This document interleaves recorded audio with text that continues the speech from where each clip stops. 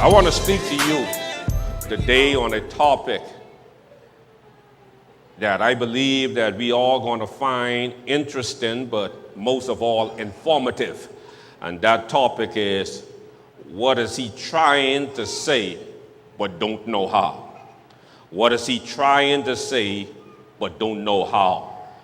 In our text this morning that was taken from the book of Genesis chapter 2 and verse 18, it said, the Lord said, it is not good for man to be alone. I will make a suitable helper for him.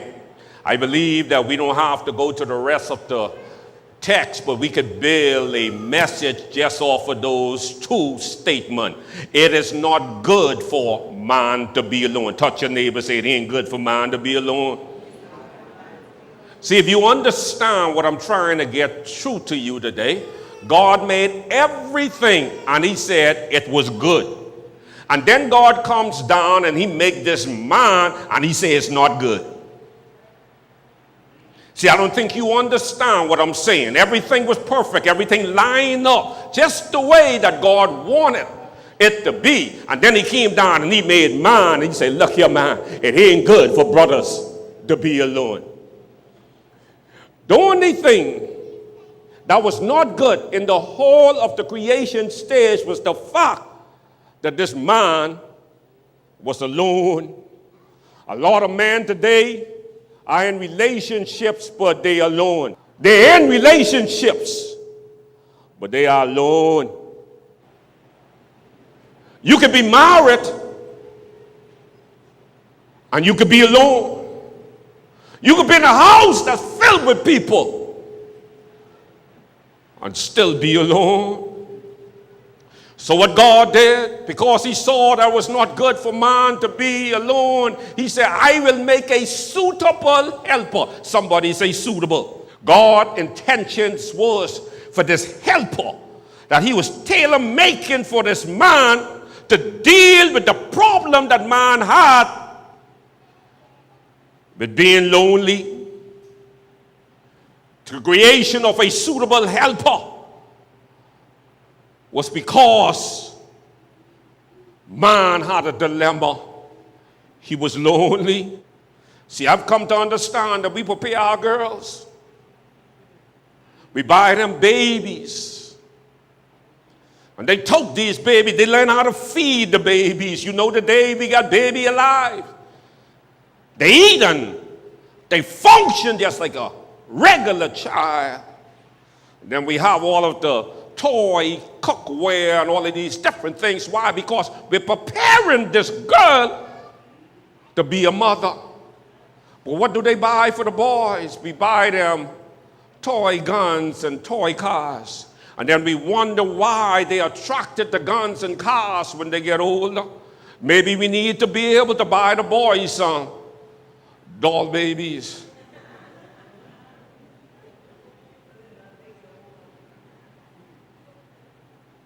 So when the man has a child, because he's not being taught how to embrace the child, he ends up neglecting the child, and the thing that's supposed to matter most in his life is that father caused this boy to feel alone. He feels abandoned. He feels neglected. So he comes into a world trying to find himself. No one ever taught him what she looked like. So incidentally, his knowledge on the subject came from devices that's being under the control of the enemy.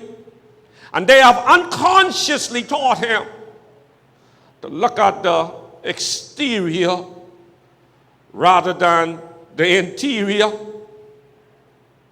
But I stopped by to tell one of you brothers or two of you brothers or even 10 of you brothers that are willing to listen to me today. That is not what's on her, but what's in her.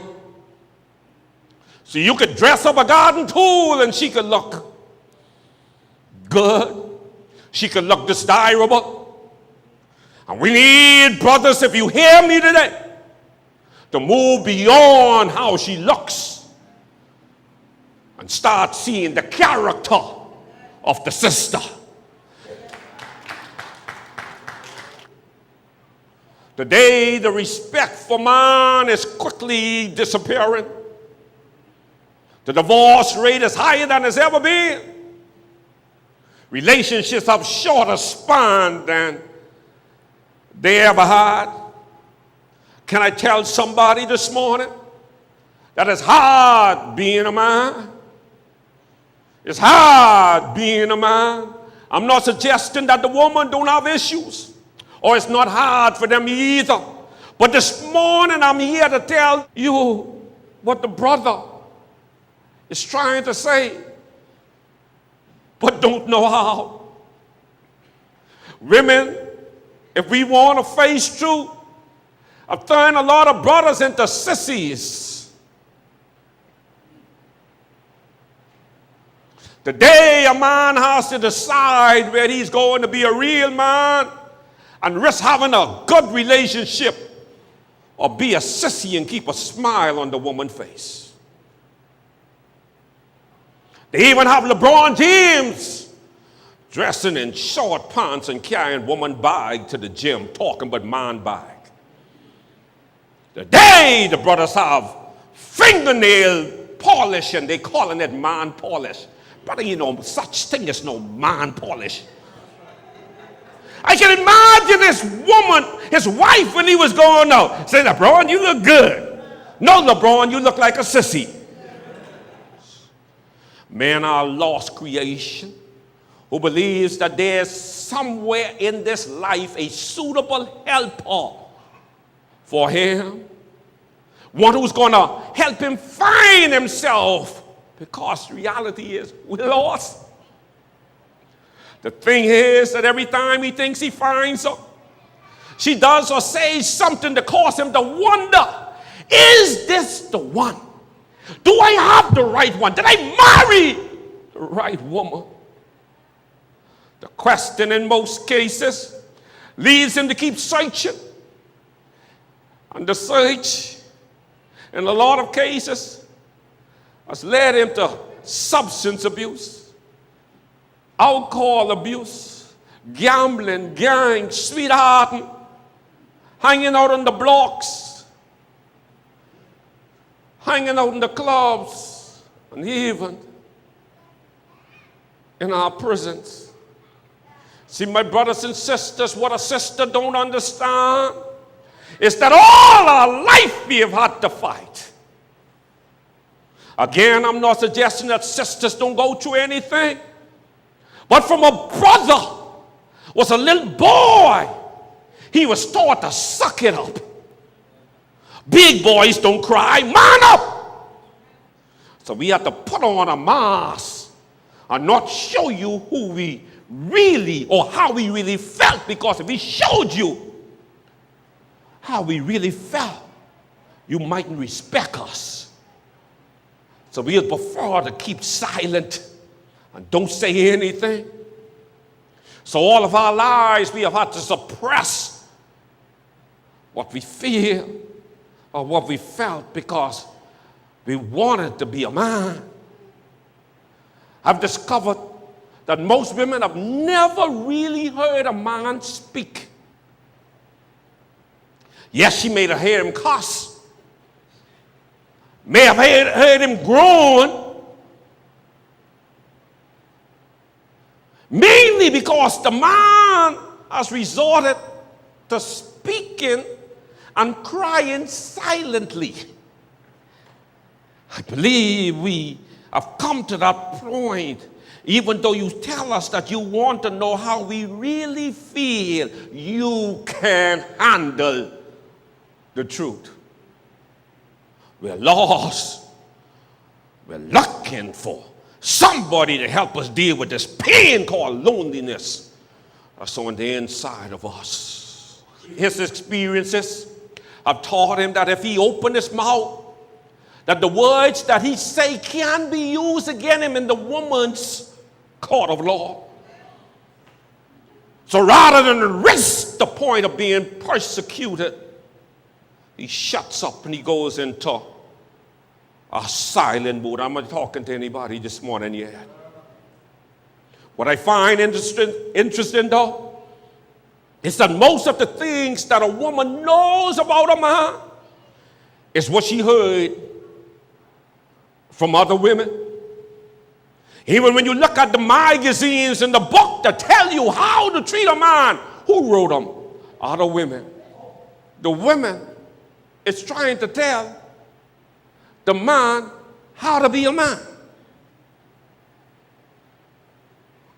Then again, we have some sisters that have come up with philosophical views that they probably got from fairy tales.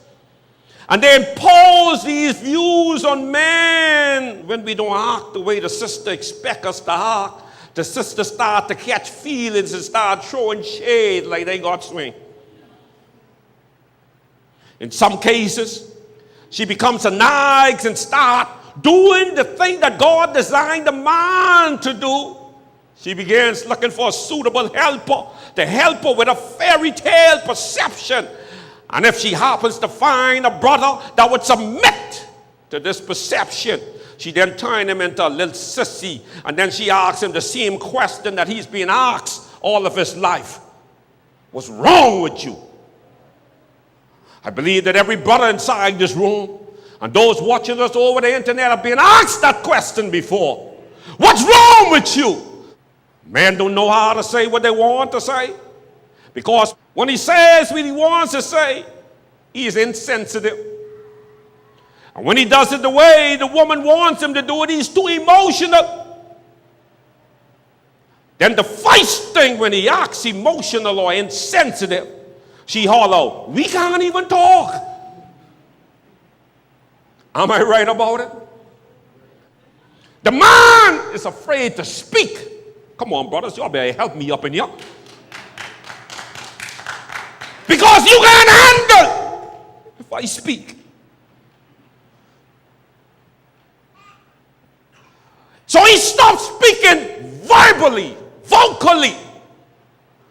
And he prefers now to speak when he's in a position where he feels like he is in control.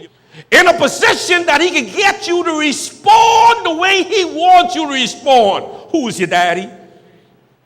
So the brother comes to a place where he believes that the greatest weapon that he has is between his two legs rather than his two ears. Because the only time he can get you to hear what he's saying or submit to him is when you're having sex. So what a brother will do, he'll neglect his brain and enhance his penis. Most of the women today were raised in houses where there was no man in the house. Or if there was a man in the house, he was out working all the time. Or he was beat down so bad that he resorted to just being a figurine. Truth of the matter is that women are attracted to what they know. Most sisters, they want somebody that's like their daddy. Even though they keep reminding the brother, you ain't my daddy. You see, her daddy made her feel special even when she messed up.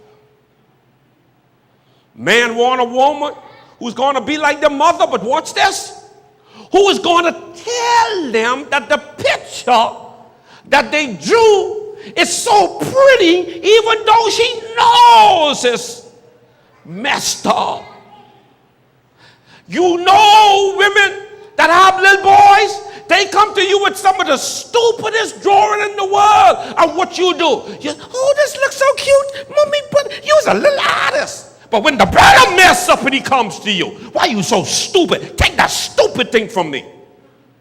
But yet you expect him to function like a man.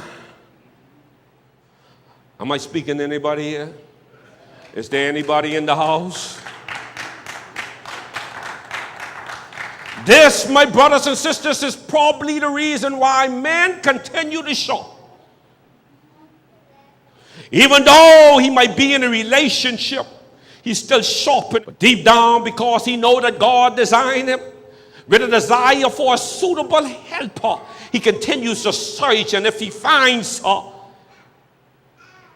he's afraid to make a commitment because he's being programmed to believe that she's going to hurt him like everybody else that came into his life.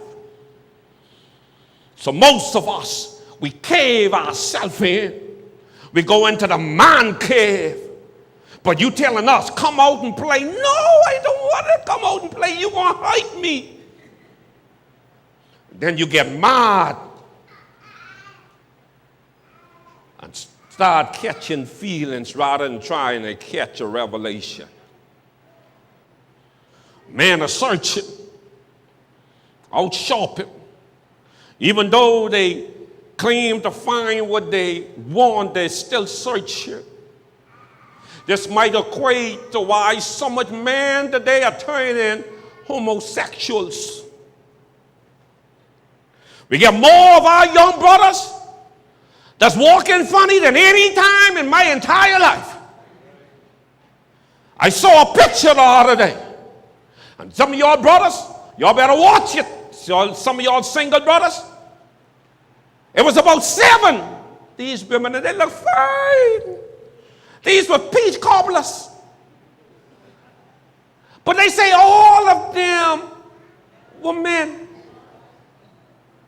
And you should see them. I'm talking about the shape and everything. This sister was a carrying on. I showed the picture to my wife. She said, them sisters carrying on. I say, sisters? You mean them brothers and sisters? Our brothers are ending up dead in our prisons. Our brothers are turning to drugs. Our brothers are committing suicide. 80% of the suicides that are committed are by men. Let me tell you why. See, if a sister have a problem, particularly with a brother, she can find her BFF, her sister, her cousin, her mommy, or somebody, and she can say, you wouldn't believe what that trifling nigga gonna go do. But a brother, we ain't telling nobody. We keep that to ourselves. And what it does is it pushes us into a cave. And we get so pushed back into this cave because what we're trying to hold in, not knowing that it's holding us in, that even when we want to come out, we can't find our way out. I've also discovered and learned that all men have a juice that's called testosterone that is flowing through him. This juice makes him want to be in control and want to be competitive. You call it ego. Sometimes this works for him in that he's driven.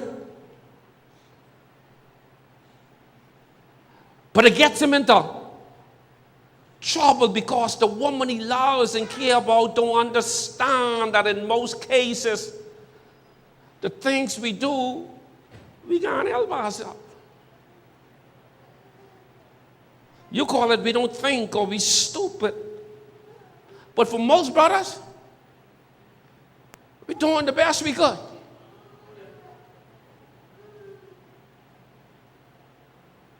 But we're not celebrated for doing the best. Some of us had reasons to leave, but we stayed. The only reason I know that it's Father's Day today, because I marked it on my calendar. But riding this road, there was not a clue that Father's Day was coming. Nobody on the road selling nothing, not even crab. I was doing a walk through the other day and happened to go into the bar room. And I was inviting this fella to come to church. He said, I ain't never going back to church. This is what the fella tell me. I said, why, bro? He said, man, I went to church one Sunday. It was Mother's Day. He said, I took my wife and children to church. And they spoke good about the women. They picked the woman up, made the woman feel special. So he said, man, he gone and he buy one suit because he waiting to go to church on Father's Day. But when he went into church, he didn't know that they'd collect all the rock and all the ball because he got boys right up in his head.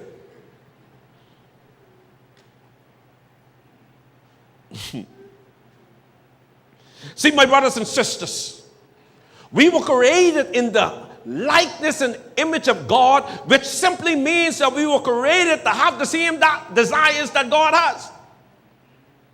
See, God is drawn to praise. He said he inhabits the praises of his people.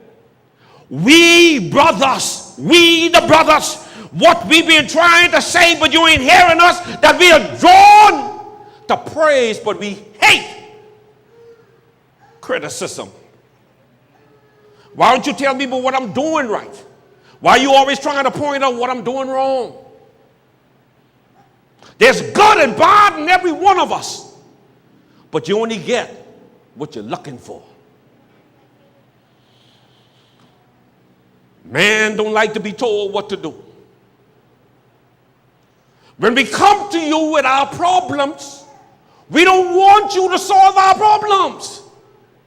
We just want you to listen. Just like y'all want us when y'all come to us with your problem. You're not looking for us to solve your problem. You just want somebody to hear you. We say the same thing. But you ask us to listen when you talk, but you don't listen when we talk. You feel the need to solve our problems. But you solving our problems make us feel like we're little sissies. So we don't want you solving our problems. We just need you to listen. Women and men, we communicate different. But the way they communicate, you need a dictionary to interpret what they're trying to say. And us, we get so confused, we just choose not to say anything. Am I talking sense? That's why one of the greatest challenges in a relationship is the ability to communicate. The woman wants the man to communicate to her on a level, but he's not wired for that. See, men are logical creatures. You ask a woman how her trip was. Now, the brother, you ask him how the trip was, he said, good. The woman, she starts from when she get on the plane, when she check in. You know, when I check in, them people had an attitude with me. Then I had to go down, the ticket thing, I'm boarding the flight. They bought everything before me. I get on Bahamas there. They late again. Then I reach inside the place. The people them in the rental place, I don't know what I do them. She tells you every detail about the trip. All you asked her was, how was the trip? When we answer logically, the trip was good. What happened? You want to talk to me? That's where the brother's supposed to say, amen. Y'all scared to talk now because you're a woman on the side of you. Everything good. I can do this all by myself. I ain't trying to be obedient and help some females today understand the brother's standpoint so you can have better relationships. That's all.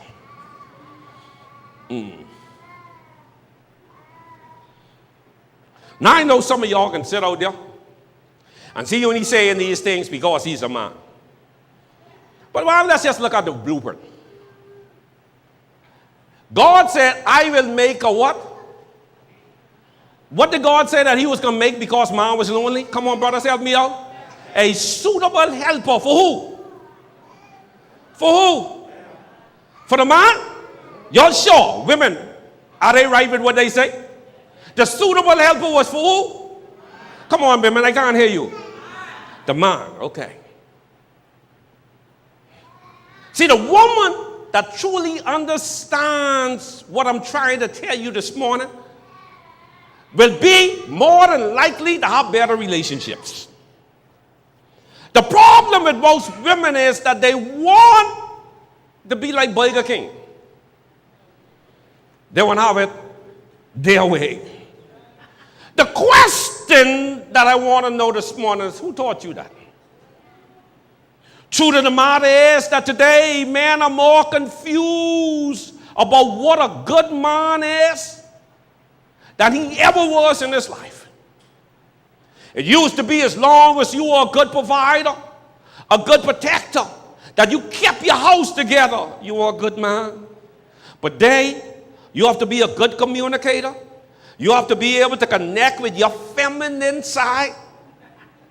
You got to know how to watch Lifetime, the Hallmark, and watch all of them chick flicks and learn how to communicate the way the woman communicates to her BFF, or you're going to have a disconnect. They don't want to come down in the man cave and watch the game the way we watch what they want to watch. But yet, they say, we need to learn how to communicate. Well, let's communicate some football terms. Well, let's learn some basketball terms. Why it always got to be about the romantic flex? Can't we just bring a balance to this so we can be able to communicate? Because the last time I checked, communication is a two-part thing. That's two people being able to, one, talk, listen, both people. You want us to learn your language, but you don't want to learn our language. Today, men are being disrespected in their homes, not just by the women that they love, even by the children. Growing up, we couldn't disrespect our fathers. Even if the father did something that was in your place to speak up against your father. Am I right with that? You, mama would done strike you out. That is your daddy. Don't you talk toward him like that. She'll slap you so hard, you'll wish that you died and come back. But today, anything goes. We have moved away from the foundation that God established. And now we have this ill-conceived notion about who the man is supposed to be, and this is destroying many relationships. The man himself is confused as to who he's supposed to be. So he would much rather hang out in the barroom, on the street corner, or at another woman's house, trying to get his head together so he could figure out who he is, because it's hard being a man. From the beginning of time, in case you didn't know, the devil has been trying to get rid of the man. If you read inside Genesis chapter 3, when God cursed the serpent after the fall of man, the word of God said God placed enmity between the devil and the woman's seed. The woman's seed. The woman's seed meaning the man. Because the word of God goes on and tells Satan, who was the serpent at the time, you're going to bruise his heel, but he's going to mash your head. He said he, not she. So the devil is not after the woman. He feels once he gets the man, the woman coming. Because he's trying to move the foundation. If he mess and corrupt the foundation, then the family is destroyed. Kingdom Summit, the realest place on the planet, Welcome. Yeah. Oh. Yeah. You gotta come check us out, why? Cause the Kingdom Summit, the realest place on the planet,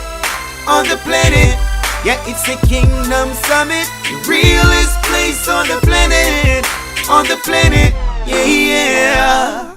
Ha.